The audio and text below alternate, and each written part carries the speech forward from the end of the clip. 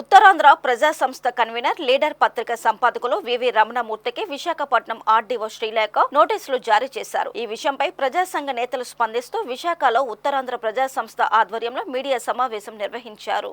ఈ సందర్భంగా వారు మాట్లాడుతూ లీడర్ పత్రిక సంపాదకులు రమణమూర్తికి ఆర్డీఓ శ్రీలేఖ పంపిన నోటీసును తాము తీవ్రంగా ఖండిస్తున్నామన్నారు. సమాజంలో జరుగుతున్న అన్యాయాన్ని, వాస్తవాలను బయటకు తీసుకురావాల్సిన జర్నలిస్టులపై దేశవ్యాప్తంగా దాడులు జరుగుతున్నాయన్నారు. సరైన రీతిలో చట్టాలని అనుసరించకుండా జర్నలిస్టులకు నోటీసులు పంపి వారి వాక్ స్వతంత్రాన్ని, నిజాన్ని నిర్భయంగా తెలియజేసే స్వేచ్ఛను హరం చేయడం చాలా దుర్మార్గమైన చర్య అని దీనిని తాము తీవ్రంగా ఖండిస్తున్నామన్నారు.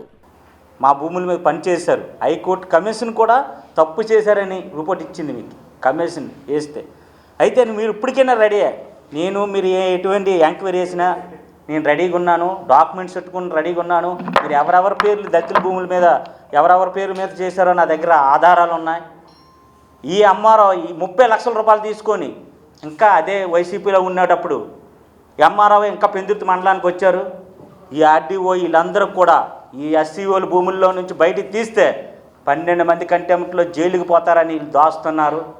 మీరు సిబిఐ ఎంక్వైరీ చేసినా పర్వాలేదు, సిట్టింగ్ జడ్జితోనే ఎంక్వైరీ చేసినా సరే మేము ముదపాకి రెడీగా ఉన్నాం.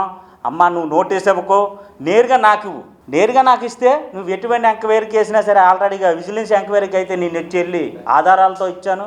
మీరేం భయం పడక్కర్లేదు, నేను ఇస్తాను. నేను చంద్రబాబు నాయుడు గారికి ఇచ్చాను, లోకేష్కి ఇచ్చాను, పవన్ కళ్యాణ్కి ఇచ్చాను. బాబు మీరు ఒకటి ఇక్కడ మాత్రం ఆర్డీఓలకు మాత్రం మీరు నమ్మొద్దు. సీఎం గారు మీరు స్వయంగా చూసి మాకు దళితులను న్యాయం చేస్తానని మీరు మాట ఇచ్చారు.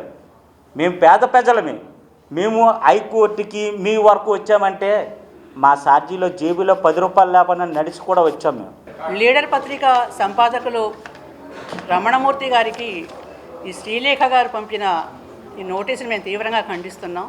ఒక న్యాయవాదిగా కూడా అసలు దేశంలో న్యాయస్థానాలు ఎట్లా పనిచేస్తున్నా దానికి కూడా ఒక ఉదాహరణగా ఉంది.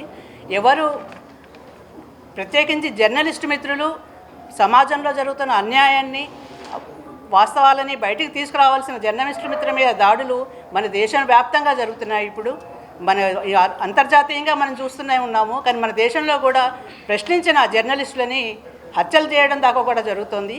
కాబట్టి వాక్ స్వాతంత్రాన్ని, జర్నలిస్టుల కర్తవ్యాన్ని, న్యాయాన్ని, అన్యాయాన్ని చూడాల్సిన పరిస్థితిలో బయట సమాజంలో ఎంత అన్యాయం జరుగుతుందో అనే దానిలో ప్రభుత్వాధికారులే పోలీసులాగా మారిపోయి ఒక పోలీసు రాజ్యంలాగా ప్రతి వాళ్ళు ఏమాత్రం చట్టబద్ధంగా కాకుండా, ఏమాత్రం చట్టాలను అనుసరించకుండా ఈ విధంగా జర్నలిస్టులకు నోటీసులు పంపి వారి వాక్ స్వాతంత్రాన్ని లేదా వారు ప్రకటించే స్వేచ్ఛని అనిచేయడం చాలా దుర్మార్గమైన చర్య. ఆ ముదపాక రైతుల యొక్క భూములకు సంబంధించింది హైకోర్టు దాన్ని విశ్వసించింది. వార్తాపత్రికలో రాసిన నిజాన్ని, దళితులకు సంబంధించిన భూములని అక్కడ ఉన్న కబ్జాదారులు జగనన్న ఇళ్ల కాలనీల కోసం ల్యాండ్ పూలింగ్ చేసిన దాన్ని అక్కడ వాళ్ళకి సంబంధించిన అవినీతి చేసి వాళ్ళ భూములకు సంబంధించిన ఇచ్చిన విఎంఆర్డీఏ ఇచ్చిన 900 గజాల స్థలాన్ని కూడా జలవిహార్ రామరాజు దగ్గర ఎంఆర్ ఆఫీస్లో కూర్చొని ఆయన లాక్కుంటున్నాడు రెవెన్యూ వాళ్ళ సమక్షంలో అని చెప్పి దాన్ని ఆపండి అని చెప్తే ఎవరు ఆపల. ఆ రోజు ఉన్న కలెక్టర్లు కానీ ఆ రెవెన్యూ యంత్రాంగం ఎవరు ఆపల. కానీ కోర్టు దగ్గరికి వెళ్తే వాళ్ళ భూముల్లో మీరు పని చేయవద్దని చెప్పి కోర్టు స్టేటస్ కో ఇచ్చింది. ఆ స్టేటస్ కోని కూడా అమలు చేయకుండా అక్కడ పనులు జరుగుతున్నాయి అని చెప్పేసి మళ్ళీ ఫిర్యాదు చేస్తే ఏ ఎంఆర్ఓ సమక్షంలో ఆయన పూనుకొని చేయిస్తున్నాడో అది జరిగిందని ఫిర్యాదు చేస్తే మళ్ళీ ఆర్డీఓ గారు ఆయన్నే పంపించి ఆయన మళ్ళీ క్లీన్ చిట్ ఇవ్వడం అంటే నేరంలో భాగస్వామైనట్టు కాదా? నిజాన్ని నిర్భయంగా చెప్పడం కాదా? మరి నిజాన్ని నిర్భయంగా ఈరోజు కూడా కట్టుబడి ఇప్పుడు పత్రికలో మేమందరం మాట్లాడాం. ప్రజా సంఘాలుగా మేమంతా ముదపాక భూములు చేస్తున్న పోరాటంలో అందరం పాల్గొన్నాం. మేము గొంతెత్తి అరిచాం. పత్రికా మిత్రులు చాలామంది రాశారు ఆ విషయాన్ని అన్ని. మరి దాన్ని ఈరోజు తప్పు అని చెప్పుంటే వాస్తవాలు పత్రికా ముఖంగా మేడం గారు చాలా చక్కగా పత్రికా విలేకరుల సమావేశం పెట్టి ఇదిగో ఈ పాయింట్ మా మీద చెప్పారు, ఇది చెప్పారు, ఇవన్నీ అవాస్తవాలు, మేమంతా ఫెయిర్గా పారదర్శకంగా మేము విచారణ చేశాము, మేము చేసినంత వాస్తవమే అని చెప్పేసి దాన్ని ఖండించవచ్చు. పత్రికా ముఖంగా అన్ని విషయాలు కూడా చేయవచ్చు. కానీ మేడం గారు అట్లాంటి విషయాలేమి జోలికి వెళ్లకుండా తనకున్న ఏదైతే ఇప్పుడు దాకా అధికార దుర్వినియోగానికి మేడం గారు పాల్పడుతున్నారని మేము అంటున్నామో మళ్ళీ ఖచ్చితంగా ఈరోజు నోటీస్ ఇవ్వడం అనేది, వారంటీ ఇవ్వడం అనేది ఇది కూడా అధికార దుర్వినియోగమే. ఒక అధికార దుర్వినియోగం మీద రాస్తే మరొక అధికార దుర్వినియోగానికి ఆవిడ పాల్పడి మీ మీద అక్రెడిటేషన్ రద్దు చేస్తాను వార్తలు రాసినందుకు పత్రికా స్వేచ్ఛ ఈరోజు భావప్రకటన స్వేచ్ఛ, వాక్ స్వాతంత్రము ఇవన్నీ కూడా ఈరోజు మన రాజ్యాంగం నిర్ధారించడం కాదు, పుట్టుకతో ఒక మనిషిగా మన జన్మ హక్కు అదన్నీ. ఈరోజు లీడర్ పత్రికకి కార్యనిర్వాహక వ్యవస్థలో ఉన్నటువంటి అధికారి నోటీసులు పంపడం ఇది ఒక లీడర్ పత్రికతో ఆగదు. రేపు మనం పనిచేసే ఇంకో పత్రికకి ఇంకో ఛానల్కి వచ్చేటువంటి అవకాశాలు ఉంటాయి. ఏదేమైనా భారత రాజ్యాంగంలో కార్యనిర్వాహక వ్యవస్థ, న్యాయ వ్యవస్థ, ప్రజాప్రాతినిధ్య వ్యవస్థ, మీడియా వ్యవస్థ వీటన్నిటికీ ఈక్వల్గా 4 స్తంభాలుగా చెప్పబడతాయి.